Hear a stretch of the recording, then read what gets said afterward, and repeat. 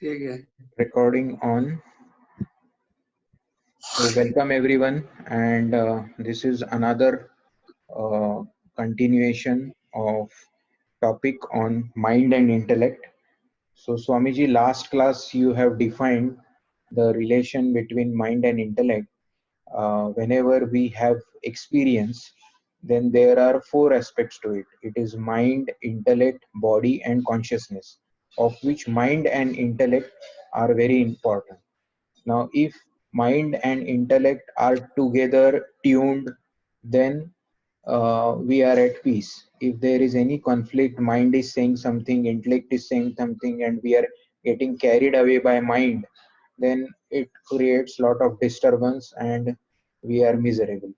So you were explaining us the relationship between mind and intellect so that we have a smooth experience, pleasant experience, experience free from fear and sorrows. So could you please tell us more about intellect, as how intellect can guide the mind and what type of intellect uh, you want to highlight? Is it the same intellect which helps us to become IAS officer, doctor, or engineer? And if it is different, then please tell us something about it, and also tell us as how to cultivate that intellect. Over to you, Swami. As explained in the first part of mind and intellect, mind and intellect are the finest instrument to receive and experience good and bad in the life. Mind and intellect. Intellect should guide the mind. Generally, mind receives all signals from the worldly objects through the senses and send it to the intellect for his decision so that he can act. Whenever you do take any action or do any work or act, it is decision of the intellect through mind. So intellect actually is the making us work, making us doing us any action in life. Mind only convey, implement. Decision making is the intellect. So here one point should be clear. Intelligent person, intellect is a certain criteria that he has that power, skillness to accept, receive everything easily, and they do the fantastic. The no time or minimum time they can grasp everything. That is the faculty of intellect which you understand. He is a very intelligent person, IAS officer. Generally, what does it mean, the intellect? That's some power by which he can grasp easily everything and more quickly than common people. So we call it is intellect person, intelligent person, because he has gone up to this. This is you call the intellect, but the intellect which we are telling the mind is a little different. So you become a good student, scientist, then IAS officer, you need intellect. Common people cannot be a IAS officer because he has no intellect. So this intellect, it is not necessarily to be linked to the morality or spirituality. That is why intellectual person break the rules. Intellectual person do harm the society. That is the part of intellect. Because intellectual people, they know how to manipulate, how to harm others for selfishness. So intellectual people, by intellect, this kind of intellect we call the impure intellect. Impure intellect, they will not hesitate to harm anybody for the selfish motive, and they are breaking the rules. All this corruption, everything coming for the out of intellect, common people cannot do that. They have no such brain. These are all you call that impure intellect. This intellect, because of the intelligence, they are utilizing only for the selfish motive, only for the self.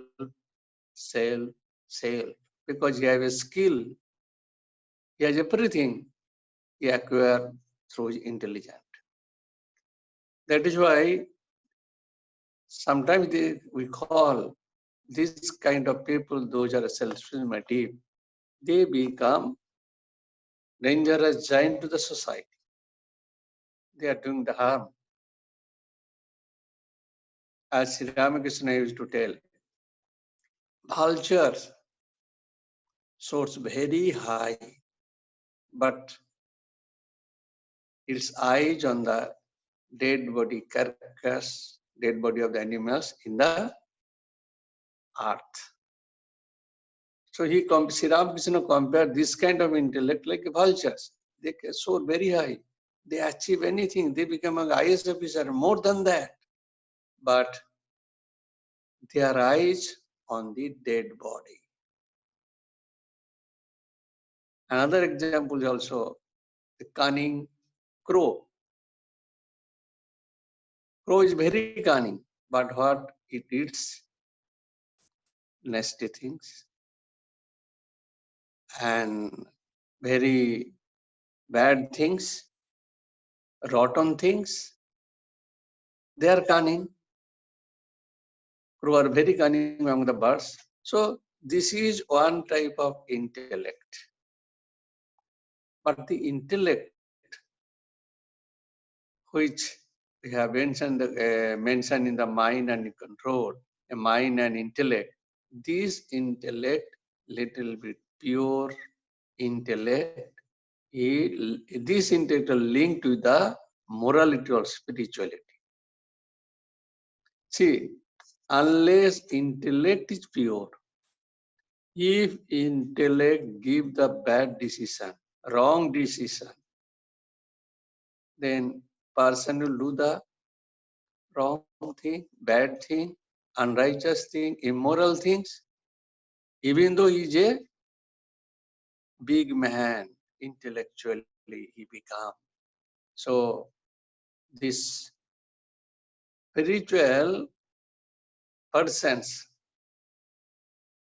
and the pure intellect, that definition of the intellect is discriminating power, power of judgment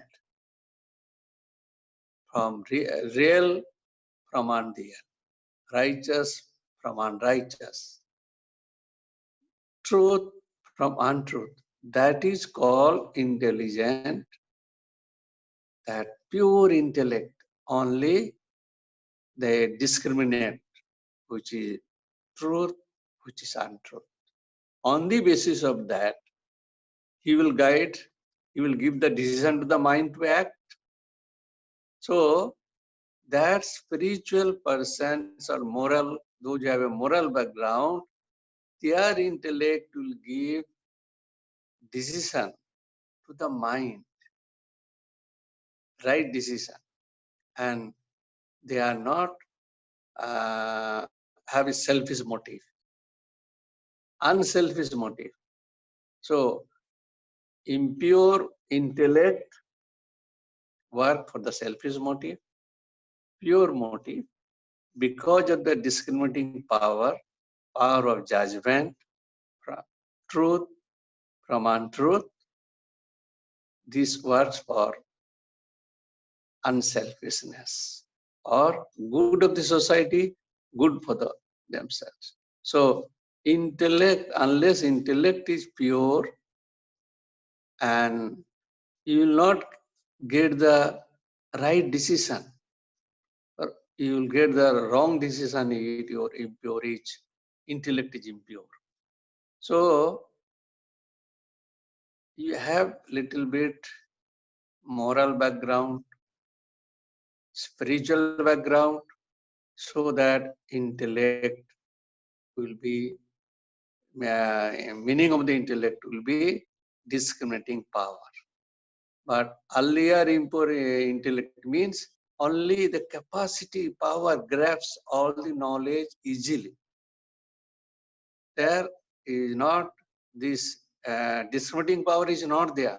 Power only grabs to memorize, to get the skills easily without any efforts. It is not possible for the common people.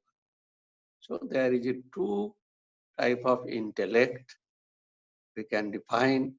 One is pure, one is impure. Pure means discriminating power. Impure means no discriminating power. It has a faculty, or it has a kind of power that person can grasp, understands easily. They can adopt skills very easily. Now, I think point is clear to you what kind of intellect Yes, you Swamiji. want to. Yes.